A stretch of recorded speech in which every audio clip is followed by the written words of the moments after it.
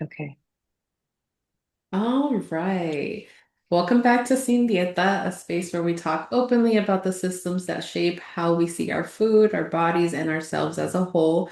We cover various topics, including eating disorders, disordered eating, and diet culture through a lens that blends all of our clinical experiences, cultural perspectives, and commitment to community healing. As a brief intro, we have with us Nico, who is a nurse practitioner. Myself, I'm a registered dietitian, and we have Veronica and Stacy, who are clinical therapists. Today, we're going to be talking about the knowledge share that we've been attending.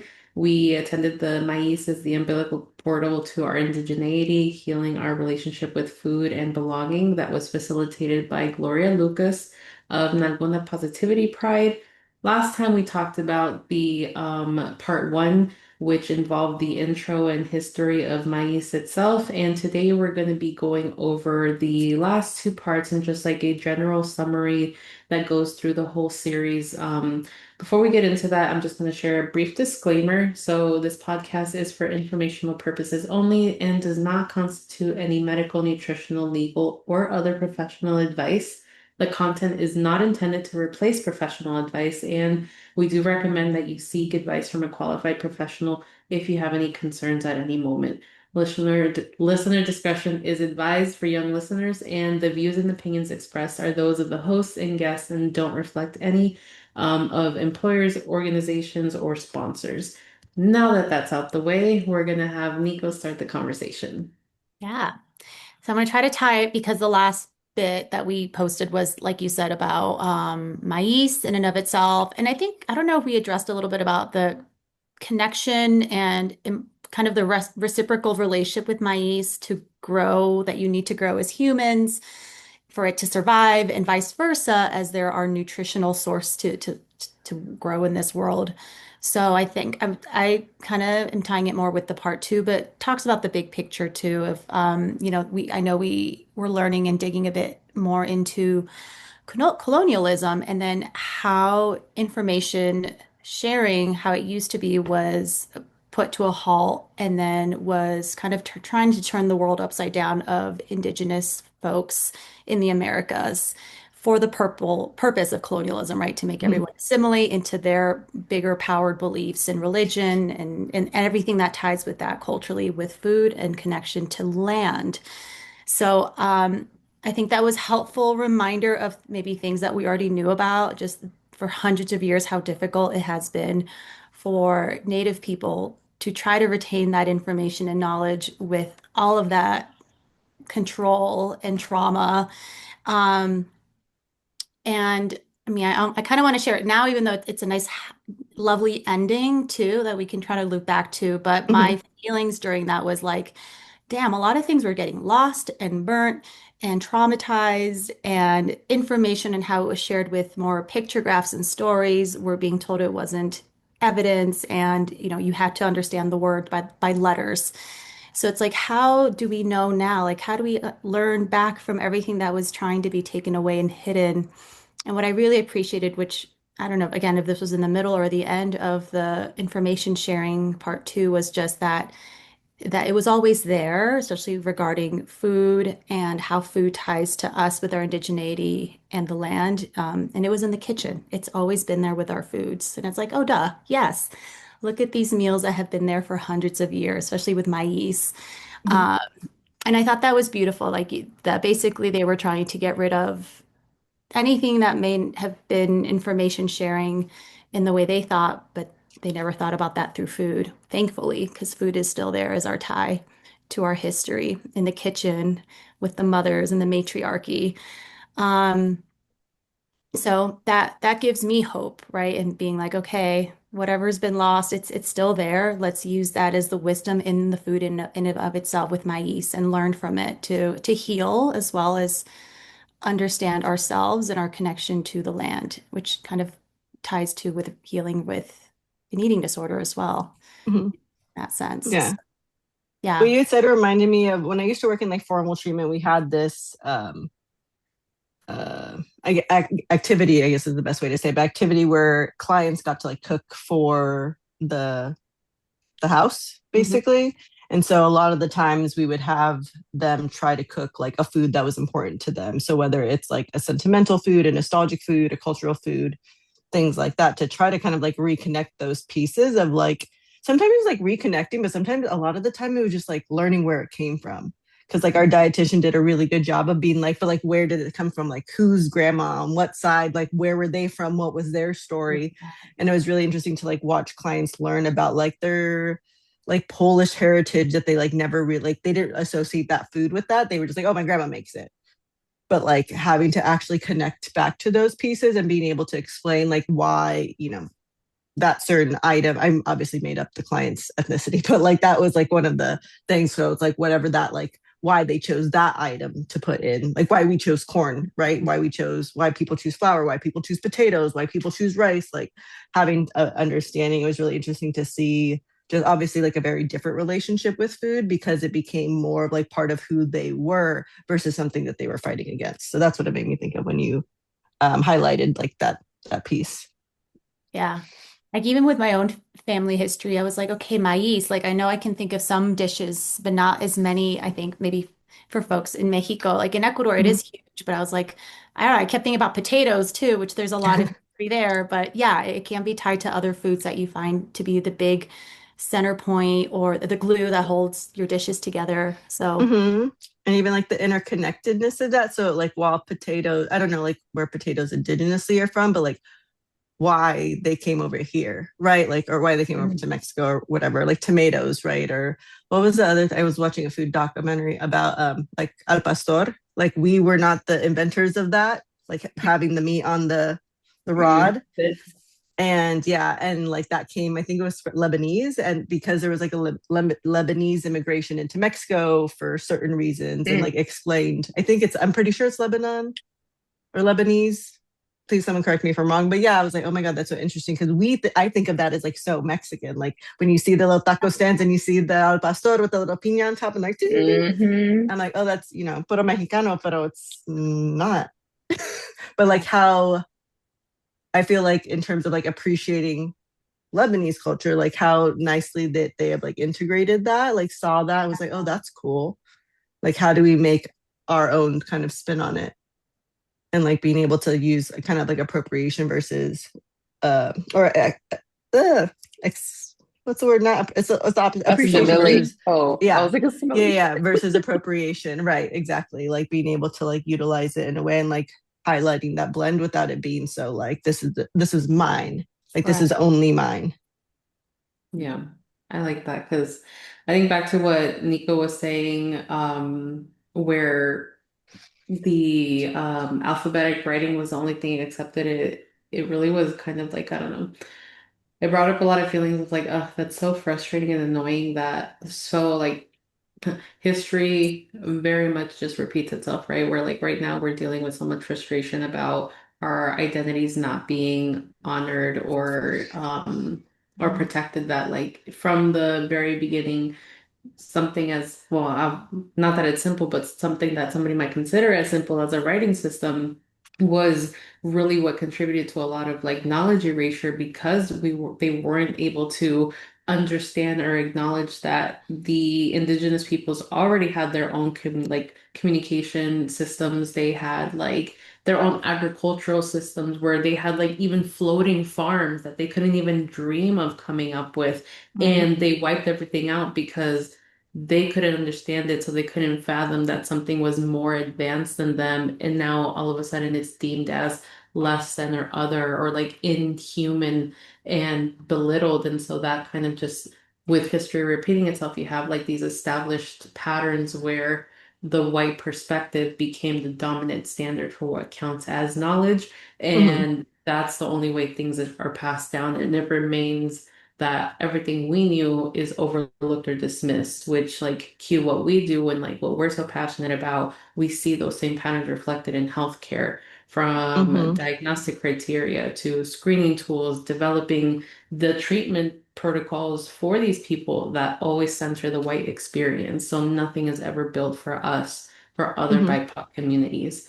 Um, and it's like, well, how do we start to reshape these things so that we can use kind of like what the dietitian was doing with the meals, we tap into those indigenous knowledge pathways and Hmm. really bring back like it's not even just about like the relationship with food, it's the symbiotic process we talked about last time. How is food keeping us alive and nourishing us more than just physically? And Hmm. how are we giving back so that the earth keeps feeding itself and providing for other people? Yeah. Uh, The oh, go for it. Who oh ended? no, I'm Like, just like, yes, agree. I think, thank you for putting that kind of near the end of what I was thinking too, with like how that impacts now and how are we supposed to revisit what health is and even the definition of that. So, mhm. yeah. Yeah, it made me think of like reconfiguring like health and even like professionalism, because I think like professionalism, I think it is very similar to like perfectionism, like how you literally appear and like if you followed the guidelines and the rules, which, this is a bigger conversation if you don't know, but like how that's a tenet of white supremacy, like the perfectionism piece. And even like we've all worked for a place where we had like an in-person teaching, and like what we wore was a big like thing that was talked about, and like where is the line of like professionalism and like being appropriate and all of those things of how we dress, and especially like, and even just like if, I won't go on a tangent, but even just like how that is different depending on what you look like. Yes.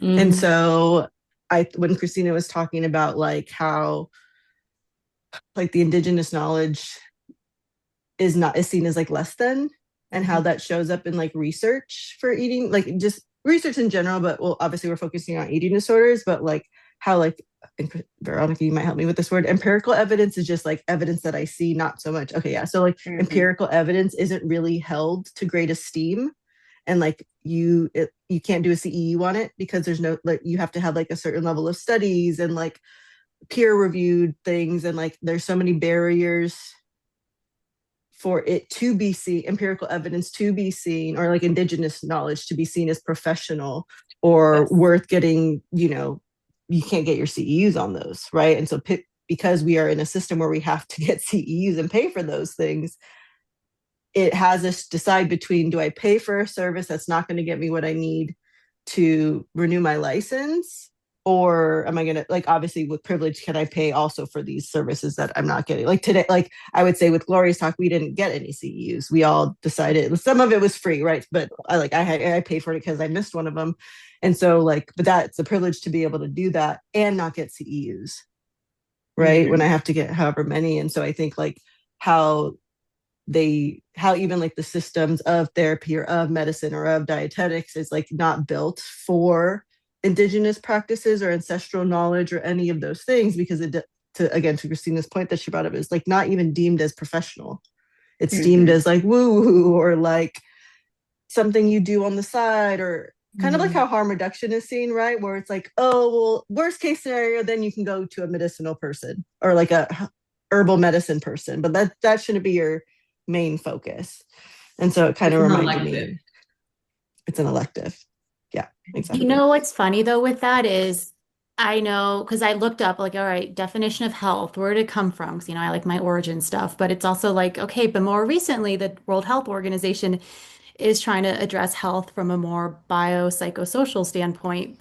Because prior, even back in ancient Greece, there was that separation of the mind and the body, which led Mm-hmm. to then more data-driven, very specific information on how to do surgeries and such, which fragmented how we view someone's health. It was just broken down into chopped pieces versus seeing it put together with someone's social history, situation, and mental health. Mm-hmm. But it's funny now because I feel like that is in this Western world, they're trying to come back to it to see like, oh yeah, wait, this all does connect together when like Mm-hmm. literally it's something that's been known for generations within other cultures. So Right. And again, it was like deemed as inferior because of who presented it. yeah. Right. So it's like now, like I think there's more of us, like more like like BIPOC individuals now allowed to go to school, able to go to school. Like we're only a couple generations in of being allowed to go to school, right? Not we as like the Latinas, but like obviously like the Black community, like there's only certain generations where they were even allowed to go to school. And so now we're like in generations in where there is more, I guess, like prominent BIPOC people in like universities and stuff like that. So we're able to get into these positions. So we're able to like make indigenous practice even like on the map, Yeah. Hmm. right? And like even just curious like what that will look like in like 5 years from now, 10 years from now, right? Like as like the percentage of us. When I keep saying us, I mean like BIPOC for people who are listening, like just like us, meaning like how much higher of a percentage we're gonna be of the people who, I don't know, are healers, clinicians in medicine, stuff like that, and what that would look like.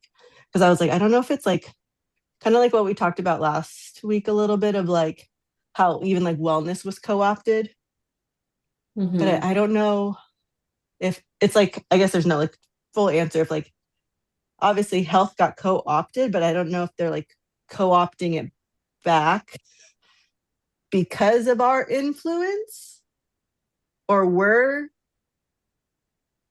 I guess we can't co-opt it because it was taken from us, but like if we're bringing it back to the front because there's more of us, or if they're like, profiting off it, like I don't know where it's coming from that it's actually getting revised, like they're actually paying attention to social determinants of health. Yeah.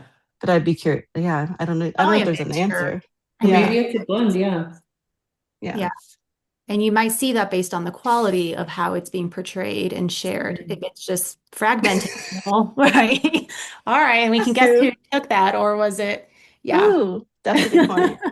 Yeah, how it's presented will like, yeah, be the tell if We those Hmm. see people that are like even actually in it. in the community, in the eating disorder community, even in the BIPOC community, we can see Mm-hmm. differencing of how it's shared. Mm-hmm. Yeah, no, for sure. Oh, that's a good point. I like Yeah. that. That's kind of funny. Like we'll tell. We'll be able to tell at some point. Yeah, yeah. Oh, good. I know I've talked a lot. Veronica or Christina, please interrupt me. Oh no, you're fine. I think other thoughts I was having too were I think more so around there was this one slide in Gloria's talk where what was it? There was a quote that was I think I wrote it down. Oh, so like the fat Mexican body becoming a visual shorthand for racial inferiority. I think that kind of just like I was like, ooh, this is a she comes with the bangers. I'm like, damn, like She does. She does. yeah, no, invokes all the feelings, Sometimes you're all like, the thoughts. ah. Slow down, I need to quote you. But I think that kind of like feeding back into the like what I mentioned earlier about like, well, our communication style is making us be deemed as inferior or less than. Now our physical appearance is as well, beyond just like the indigenous features, right? Like the nose, the eyes, the skin tone. It's just like if your body shape doesn't look the same, you're also now inferior, which then places this predisposition on the person holding that body of like, well, if my body is wrong, then it also stems from the food that I'm eating. So now my food and my source of nourishment is wrong. Therefore, my tie to the land is wrong. And now you're questioning your connection, your existence, your identity beyond food. Like, how does this raise questions about like what I was taught? Did my ancestors actually know things when why are we questioning ancestral knowledge if they were there before these people? They carried this lineage for X amount of time, and now all of a sudden, the last, I don't know, 100, 500 years, like this isn't even thousands of years ago. This is Right. like That is kind of very crazy too fresh to still. remember. Like it's not that long ago. No. Exactly. They we people were getting wiped out not that long ago. People were getting persecuted and segregation did not happen that long ago and all that stuff. So now we have like all these Latina folk trying to do whatever it takes at the cost of their own health even to fit into that Eurocentric beauty standard. There's all this judgment about, Mexican bodies, Latina bodies in general when that were never even about weight to begin with. They became a way to like kind of portray us being uncivilized, unhealthy, incapable Mm-hmm. of self-governance. and the unhealthy, to your point, Stacey, of like, oh, well, we were doing this all along. Now you have a white face to it, and all of a sudden it counts. Yeah. Oh, it's All of a the sudden we like superfood. lentils. Yes, the lentils, the spirulina, the amaranth. I'm just like, Quinoa in Mm-hmm. salads. Oh yeah, yeah. quinoa and salads. Yeah. Ugh. And then Yeah. you have to pay up the ass for what you grew up with, right? Yeah. The Mm. quinoa was like cents for the pound, and now it's like what, $10 a bag? Yeah. 15? It's crazy. You're Yeah. pricing people out of their nourishment, and now they're being forced to eat food that they never had a connection with to begin with. Mm-hmm. Yeah. And like force, like they're kind of like like some form of erasure, like of being able to be Mhm. like, we're pricing. I think of like I don't know if anyone's done nerd search on Himalayan salt, Oh my but like gosh. how, where it was like, where it's being excavated from, obviously the Himalayas, like it, because it has raised the price of salt, because now those people can like sell it so Mhm. much, that community has limited access to being able to buy it now because they're Mhm. priced out of their own. So like, again, the erasure of like, they're not like a two, 1 or 2 generations has not been able to have access to something that might have been plentiful before. I think of Mhm. like oxtail is another big one Mm. too. Like, not, I don't even think from my like Latina community, but like I know like in more prevalent like Black community, or I think maybe like Caribbean, of Yeah. like how oxtail was kind of like a Hawaiian as well. Hawaiian. Yeah, it was more of like a, I don't want to say like a poor person's food, but like the butcher It was like scraps. remains. Yeah, scraps. Thank you. Like butcher scraps, right? Kind of like bologna, like butcher scraps, like where it wasn't seen, or like pig's feet or chicken feet, or Mhm. those types of items, intestines, were seen as like the butcher's like scrap that they didn't want, right? And then Mhm. people made them like delicious and rich and nourishing and all of these things. And then that, when that was like discovered, it became, now it's like what, $16 for an oxtail per pound or something like that. Like, it's, that number might be off, so no one come at me, but like I know it's a lot more expensive, and like being able to, having to effectively kind of remove that from people's grocery lists, right? Where Mhm. they might have had that as like a main source of their protein Yeah. for what the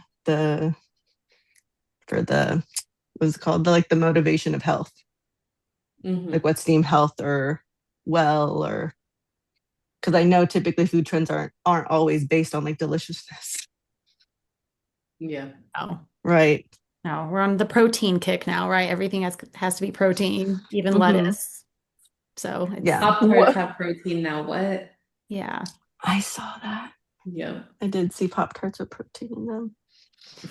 So, Mm-mm. yeah. And where that focus goes, where the masses focus, it does. It kind of, well, it distracts you from just seeing the general picture of what your meals are, but then also there's overuse of it. And then that impacts the rest of folks.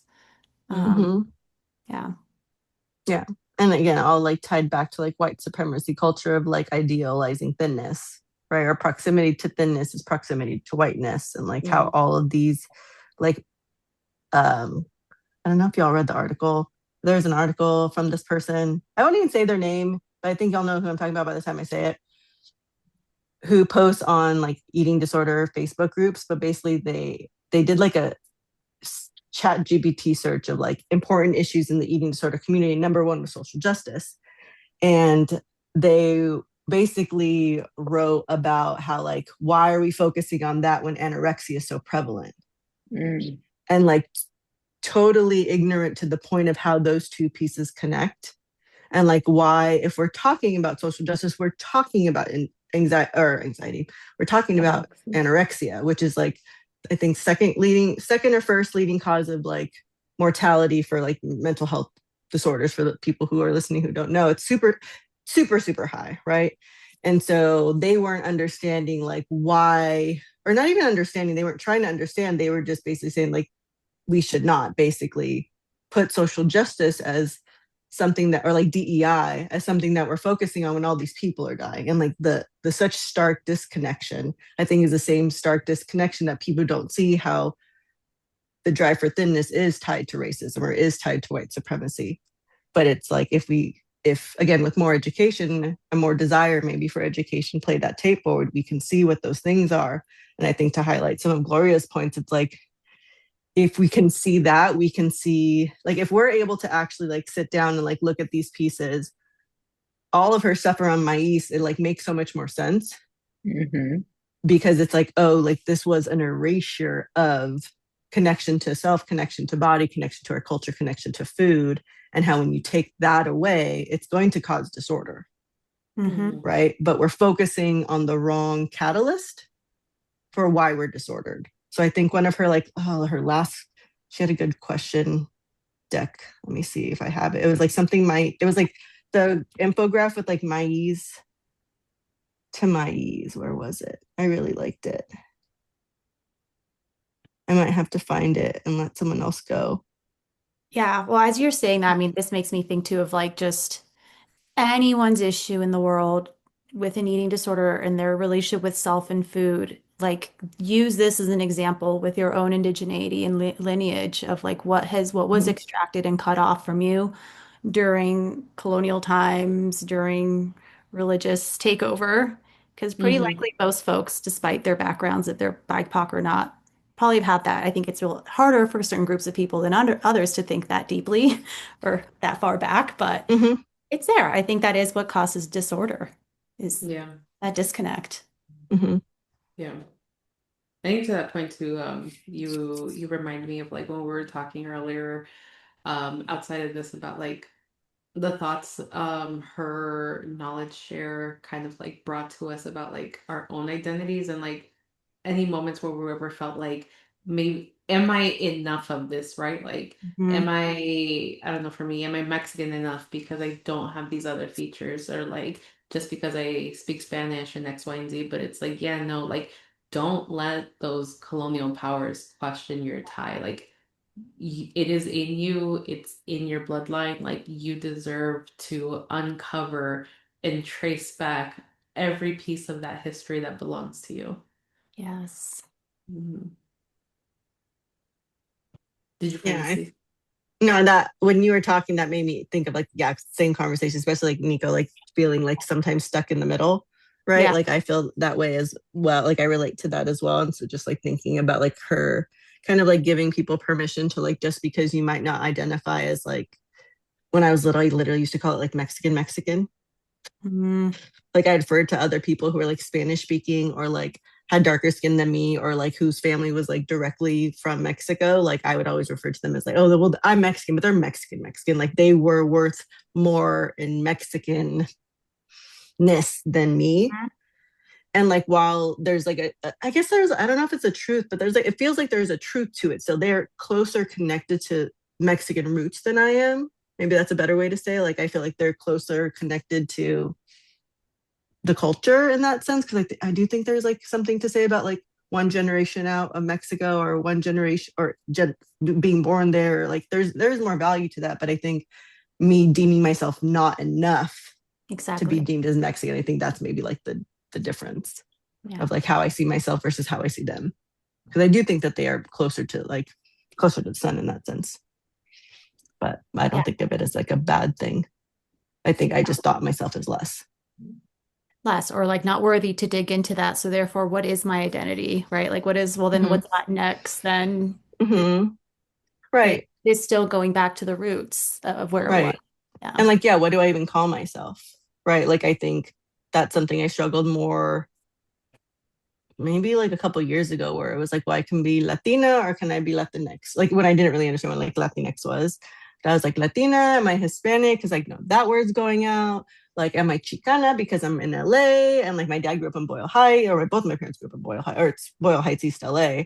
So I'm like, am I Chicana? Like, Mm. what what do I call myself? And so, and like each one of those, I feel like you see like the representation of that like in a very profound way, but then it's like, well, where's like the other ways that that's seen? So like, am I that? And then I realizing then, yeah, I am that. Like there are other Mexicans who are lighter skinned, don't know Spanish, whose grandma were born there, but you don't have any ties, like, or you've never been, like, you know what I mean? Like there's other Mexicans who are having my experience. I just didn't know them. Yeah. But yeah. Oh, I also found the slide. But it was basically like, I forgot what we were talking about that made me think of this, but it was like, if I don't honor, basically I don't honor my land and my ancestral foods, I'm living misaligned. Like that was one of the slides, and like how when you have like basically when you're like disembodied or disconnected, I don't know if disembodied includes culture, like discultured. This, if you can use culture and feel disembodied from your culture, that's the word I would use. But like how like that's what creates illness, not the food that you're eating. Right. Or simply put, what social media tells you. So that's why you have this eating disorder. It's so much deeper than that. Yeah, like they spend so much money on genetics. It's kind of like, now knowing all that I know about like eating disorders, it's like they spend so much money on genetics to try to like predict an eating disorder. It's like silly at this point. Like we don't get that much funding in comparison. Like I know like in comparison to like prevalence, we don't get that much money. Like I think they did like a study where it's like Alzheimer's gets like X percentage and that affects X amount of people. And then eating disorders affects this much of people, but gets this percentage of funding. Right. And so like why we're using that funding on like trying to guess genetically what are the markers, when it's like maybe that could give us information, but it's like, well, why do we have those markers in the first place? Is it generational trauma that we're looking at? Like, it goes are back you just trying to tell me that I'm predisposed to to being anxious? yeah, it Right. goes Are we back to doing extracting to the DNA level the health issue and measuring versus just take a sit back and listen and see what the issue is. right? Because if we're trying to track actually how generational, like if that was really what they were tracking, does generational trauma show up in your DNA? And can you pick a site and be like, oh yeah, this person's going to be anxious? It's like, well, we already fucking knew that. Exactly. Why do we need DNA to tell us when all these generations of people are saying something feels wrong with me, and I don't even know if it's mine. Right. So all of that. I wish I could show you the infographic because I have Gloria's like this. In the slide. She's like, I like happened to pause it on there's her two being fingers like, pointing. Yeah. yeah, like I think she's probably going like this, but it's just funny because I have her like this. Yeah, there are just so many quotes. It's just anything she said and what the community too. Yeah. Oh yeah, you did the BIPOC part 4. I only saw parts of it, so I didn't know if that's what you're talking about. That, but even like in the comments and in the other parts that everyone could join, I'm just hearing other folks feel similarly or just make great reflective statements about it. So I think that's just another kind of view of this world, this community. It's just its connectedness that it's brought for folks with similar experiences and understanding. Yeah. Yeah, I loved it. It was cool. All in all, good stuff. All of her things are amazing. So don't stop here, y'all. Go check out her other content. Oh yeah. I think I don't know if she still has this bundle available. I think she might still have it, if I'm not Yeah. mistaken. Yeah, it was good. I think even like eating disorder or not, like it was actually very like informative. Like some of the question prompts, I was like asking my boyfriend just to see like his relationship with food. And like it was interesting just like prompt that conversation from someone who's not in the eating disorder field. But it was like even just like simple stuff like, did you get made fun of? Like, did you get made to feel inferior because of like what you ate? Yeah. And like learning people's stories that way. I'm like, well, that makes sense. Like we can do all the genetic testing for eating disorders, but like if we're not asking those questions, like doesn't Not matter. even using the information right anyway. Right. It's like if you're doing research and all you're doing is research and not applying the research for like, that's kind of what it is. But with Gloria, right, I definitely think with this knowledge share, like she really brought out some points that like I didn't even make connections to. Like I didn't expect to learn what I learned and the knowledge share and just kind of see how, colonialism really has amplified that disalignment of like ourselves and our ancestral knowledge, which is interesting because my capstone is around decolonizing social work education and centering knowledge we essentially carry. So, like Mhm. indigenous practices into social work education. So, when I heard just a lot of the things and even like the infographics that she like came up with, like a lot of it just like made sense. And it's honestly like if I could play it like everywhere, like so many people need to really see it and realize and recognize that our food is not the problem, our body is not the problem, colonialism and westernization is the problem. So that's my Yeah. 2 cents. Yes. Yes. And it continues to be a problem. We learned history. We have to think about current times too with how it's being done. It's Mhm. just as harmful. Mhm. Yeah. Well, any final thoughts? No. Just more, so much to branch off of it, but yeah, Hmm. glad we got to do this. Yeah. Now we just got to think of, yeah, a topic list even within like all the like branch off thoughts that we had. Yeah, and it'll be useful to regroup and see where we can expand and continue to develop. But as always, she's done an amazing job. We're so thankful she exists, and please check her out, her website, her Instagram. There's always good content to be in the know of. And we are gonna hit the brainstorming and see what we come back with to share with y'all. But thanks again for tuning in. If you missed anything in the previous part, you can find it on our channels, and you are always welcome to send comments, questions. We love hearing from people, so don't hesitate. Thanks for another good episode. Bye.